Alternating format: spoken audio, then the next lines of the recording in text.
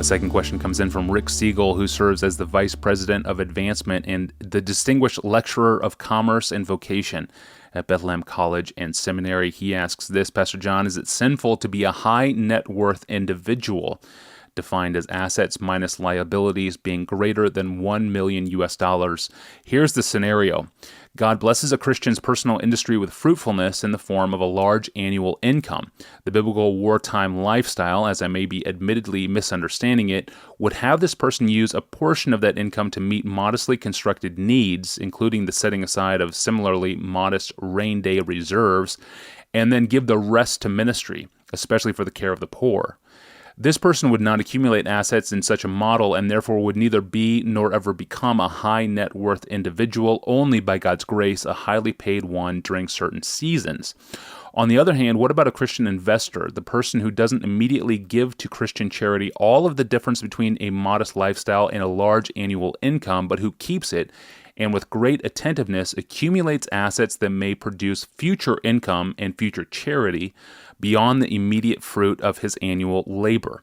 What's the difference between desiring to be rich, 1 Timothy 6:9, and skillfully, faithfully managing one's wealth in this manner?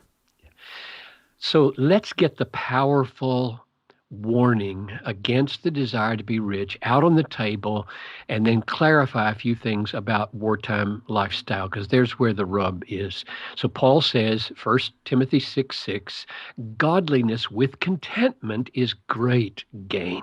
For we brought nothing into the world, we cannot take anything out of the world, but if we have food and clothing, with these we will be content.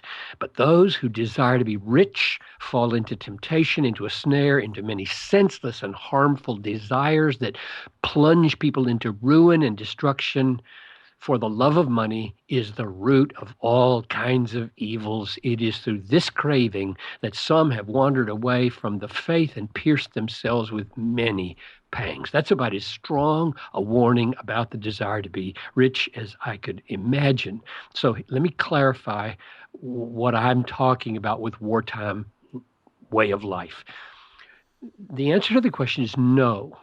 A wartime lifestyle does not mean that you, after providing yourself and your family with a modest housing, food, clothing, now you're obliged to give all the surplus away immediately.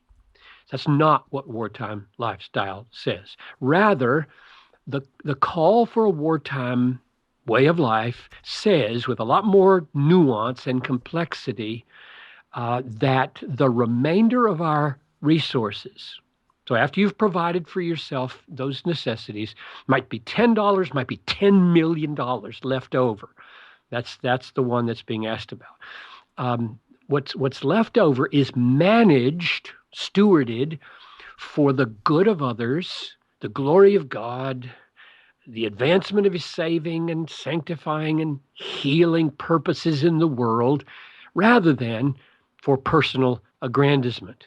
So that may mean a huge and immediate sacrificial gift. You may give all your surplus away when profits rise, or you get a windfall, or whenever. Or it may mean, no, you don't give it all away. You build a large capital reserve for starting a foundation, or for accomplishing some larger, longer-term goal for the good of the culture or the society.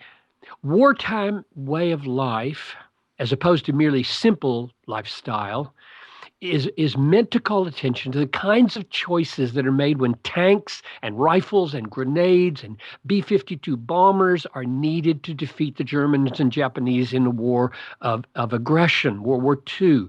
The complexities, think of it, of constructing tanks and rifles and grenades and airplanes were enormous and expensive. Right. Factories for parts had to exist, and massive paid labor force and logistical systems for transportation and delivery, all of it hugely costly.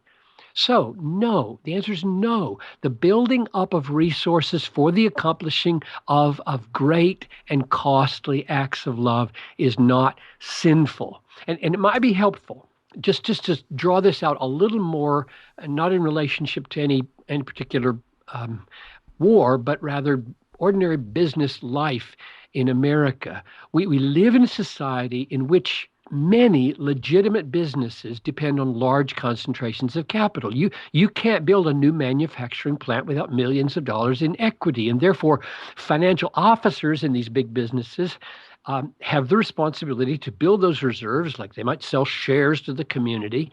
And when the Bible condemns the desire to get rich, it's not necessarily condemning a business that aims to expand and therefore seeks larger capital reserves. Now, the officers of the business may be greedy.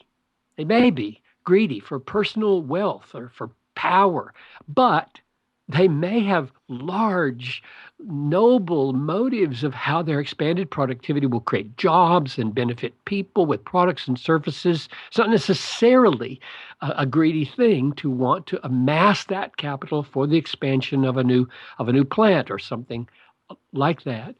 Even if a person, let's just get it down to the individual, even if a person, because of his or her competency in business, is offered a raise or a higher paying job and accepts it, that doesn't automatically mean that he or she is driven by the desire to get rich. They may have accepted the job because they don't crave the power or the status of luxuries, but rather they want to do good. They want to build an adoption agency or give a scholarship or send a missionary or fund an inner city ministry or something like that. So what Paul is warning against is not the desire to earn money to meet our needs and the needs of others. He's warning against the desire to have more and more money for the security and the ego boost and the material luxuries it can provide with no plan for loving other people with your increase. That's what my effort to teach on wartime lifestyle is aiming to avoid. Very good. Thank you, Pastor John. And you may be listening to this episode and you find yourself on the opposite end of the economic spectrum. If that's you, you're not alone. Many listeners are facing financial hardships right now and even facing poverty. If that's you, we recorded an entire episode titled Biblical Hope for Christians Facing Poverty. That was episode number 289 in the podcast archive. You can find that episode in the Ask Pastor John app for the iPhone and the Android, which is free of charge to you because we are supported by some very generous financial donors to the ministry of Desiring God. So what does a holistic life of worship look like at work and at school? Tomorrow, Pastor John will explain. I'm your host, Tony Ranke. Thanks for listening to the Ask Pastor John podcast.